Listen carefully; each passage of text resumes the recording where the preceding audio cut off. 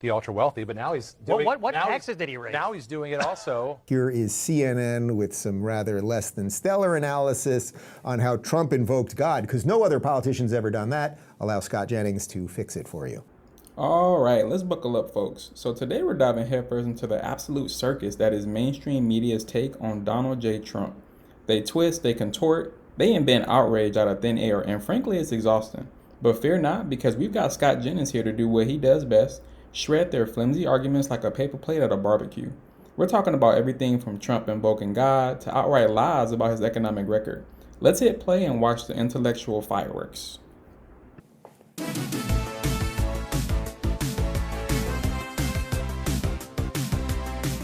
The president is using God as a way to justify his war, which I think goes against what you're saying. I don't think he's justifying it. No, he's literally, I mean, look at his think words. he was asked about it. I'm not going to comment on every single thing that Trump says, but I mean, I think that tweet is pretty indefensible. That's why you can't defend it.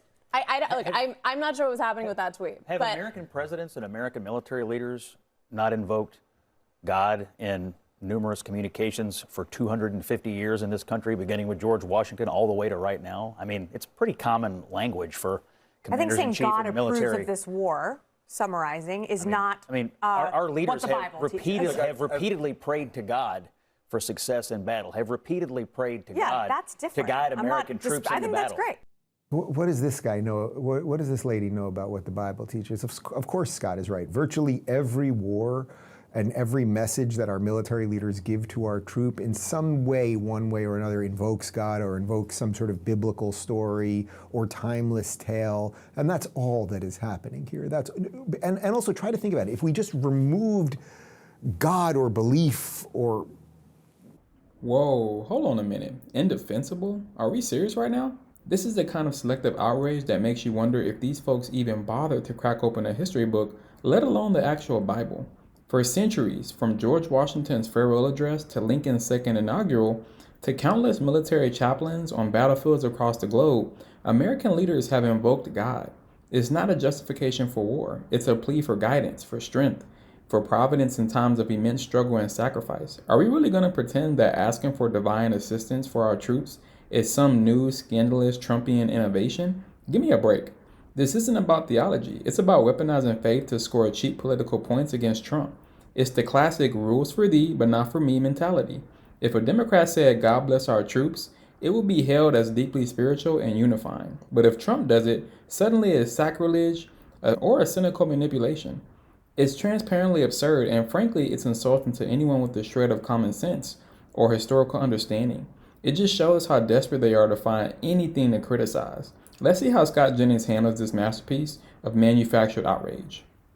Whatever you want to call all that, if you just removed all of that, so what should we just be like, what will it be replaced with, right? Like, this is Nietzsche, right? Like, there's a God-shaped hole, and so should we just pray during wartime to nothing? Is that what you're saying? Anyway, here's a bit more, because Scott, he just bounces. The guy just bounces around. They just say, Scott, could you go in the elevator, go on the other floor, beat up this guy? Now, could you go down to level 3 and smack this girl around? Could you do that? And here's just some Maryland, like, loser representative. This guy, I never heard of this guy before. I'll probably never hear him again. Johnny Olszewski, just completely lying about Trump's record. And Scott's just like, I got lunch, man. I'll give the president credit. He's already made everybody mad about taking away health care and food supports and raising taxes on hardworking lower income families and working families and giving that money to the ultra wealthy. Okay, stop right there. Did you hear that? Taking away health care and food supports, raising taxes on hardworking lower income families, and giving that money to the ultra wealthy? This isn't just a misstatement, y'all. This is a full-blown industrial grade fabrication. It's like saying the sky is green and water is dry. Let's dissect this political fiction. First, taking away healthcare. Trump's administration tried to reform Obamacare, which was collapsing under its own weight, not eliminate healthcare. And who actually lost coverage under Trump that had it before? The numbers just don't back that up. It's a scare tactic, pure and simple, designed to terrify low information voters. And raising taxes on lower income families, seriously? The Trump tax cuts overwhelmingly benefited middle class families and small businesses, putting more money in their pockets, not less. The standard deduction nearly doubled. This representative is either living in an alternative reality or intentionally misleading his constituents. It's the kind of tired, baseless rhetoric we hear constantly from the left, designed to paint conservatives as heartless villains. It's not just wrong, it's a deliberate distortion of reality. These are the kind of sound bites that make you want to pull your hair out because they're so easily disproven with a quick Google search. Let's see Scott clean up this mess. But now he's doing. What taxes did he raise? Now he's doing it also. Well, What are you talking about? Look at the gas prices. Look at the Amazon. I know you voted against the tax cuts last summer. I know you're familiar with tax increases. I would say take a look at the totality of. I mean, the guy literally just made it up. Taking away health care. Who doesn't have health care right now that had health care before Trump? Trump is trying to reform the healthcare system, that is true, and the Democrats, their bumper sticker to answer everything is Medicare for all, which it doesn't mean anyone's getting good coverage, it just makes them feel good that they said it. And then, as Scott points out, who's he raised taxes on? What middle or lower class person has had their taxes raised? Nobody, and the guy had absolutely no answer.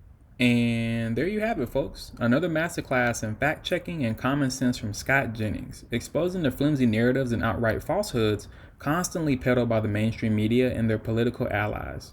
It's crucial to call out these flawed arguments, not just because they're wrong, but because they're actively misleading the public and degrade our political discourse. Don't let them get away with it. If you appreciate straight talk and a healthy dose of reality, hit that like button, subscribe to the channel, and share this video with anyone who's tired of the nonsense. As always, stay vigilant, stay informed, and I'll see you guys on the next one.